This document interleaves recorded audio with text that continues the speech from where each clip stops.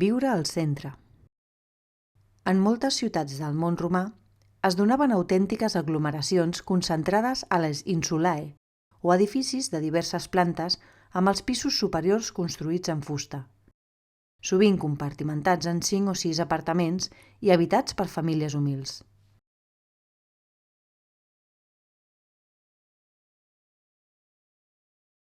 En aquesta part de Baètulo, però, la situació no era tan extrema.